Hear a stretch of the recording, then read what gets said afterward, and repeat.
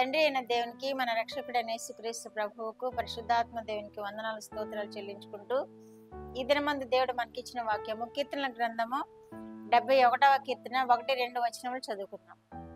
యెహోవా, నేను నీ శరణు జొచ్చి ఉన్నాను, నన్నెన్నడూనూ సిగ్గుపడనీయకుము. నీ నీతిని బట్టి నన్ను తప్పింపుము, నన్ను విడిపింపుము. నీ చెవియొగ్గి నన్ను రక్షింపుము. నేను నిత్యము చొచ్చునట్లు నాకు ఆశ్రయదుర్గముగా ఉండము. నా శైలము, నా దుర్గము నీవే. నీవు నన్ను రక్షింప నిశ్చయించి ఉన్నావు. దేవుడి వాక్యం ద్వారా మనల్ని దీవించుగా. ఆమేన్.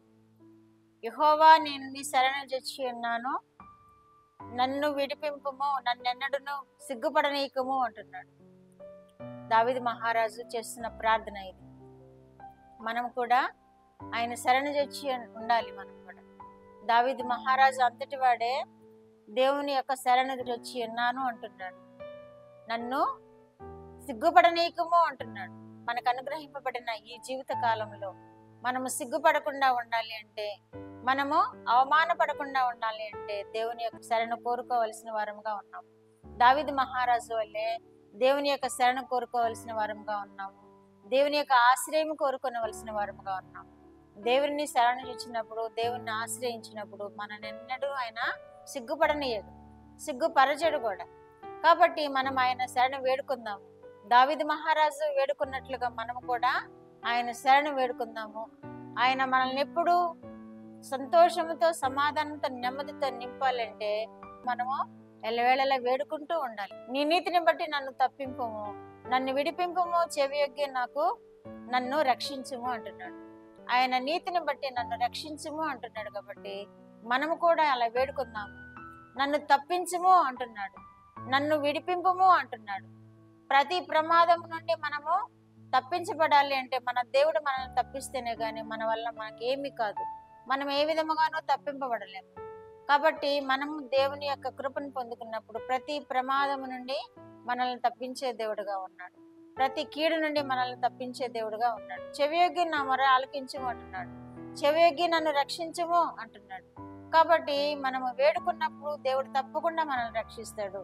మనల్ని సిగ్గుపడనీయకుండా మనల్ని సంతోషంతో ఆనందింపచేసే దేవుడని వాక్యం ద్వారా మనము కూడా వేడుకుని మనము కూడా అటు కృపలను మనం పొందుకుందాం. నిత్యము నేను చొచ్చినట్లు నాకు ఆశ్రయదుర్గముగా ఉండుము అంటున్నాడు. ఆశ్రయదుర్గము అంటే, దుర్గము అంటే కోటలు. వారు ఎందుకు కోటలు ఏర్పాటు చేసుకుంటారు అంటే, శత్రు మోకాలు లోపలికి ప్రవేశించకుండా ఉండాలని, రాజ్యాలు సురక్షితంగా ఉండాలని కోటలు ఏర్పాటు చేసుకుంటారు. కాబట్టి నిత్యము నీవు నాకు ఆశ్రయదుర్గముగా ఉండము అంటున్నాడు. అంటే నువ్వు నాకు ఆశ్రయముగా ఉండము, నాకు ఒక పెద్ద కోటగా ఉండము.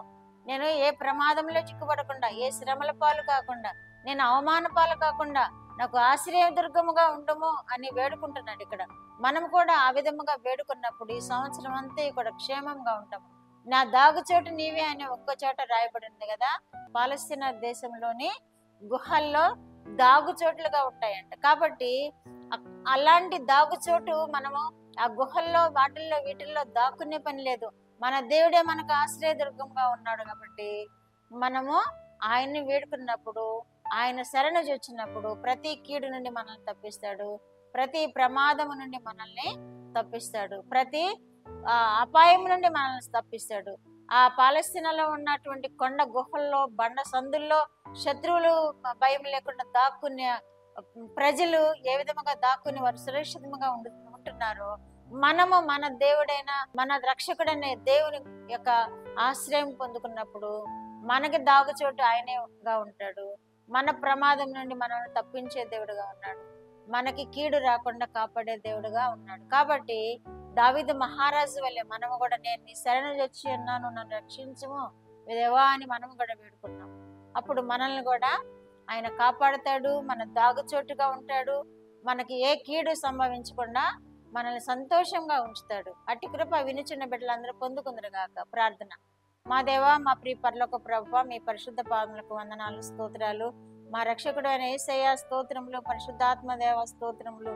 నాయన ఈ ఉదయ కాలంలో మీరు ఇచ్చిన వాక్యము కొరకు స్తోత్రములు. మాకు దాగుచోటు మీరేగా ఉండండి ప్రభువా, మా ఆశ్రయదుర్గముగా మీరే ఉండండి ప్రభువా. ఈ సంవత్సరం అంతా సురక్షితముగాను, మా క్షేమముగాను మీ ఆశ్రయంలో మేము జీవించే కృప మీ వినిచిన బిడ్డలందరూ పొందుకున్నట్లు మీ కృప అనుగ్రహించు దేవుడవని మీకు స్తోత్రాలు చెల్లించుకుంటూ యేసుక్రీస్తు వారి పేరటి మనలో మీ పాదములతో వేడుకుంటున్నాను పరమ తండ్రి. ఆమేన్.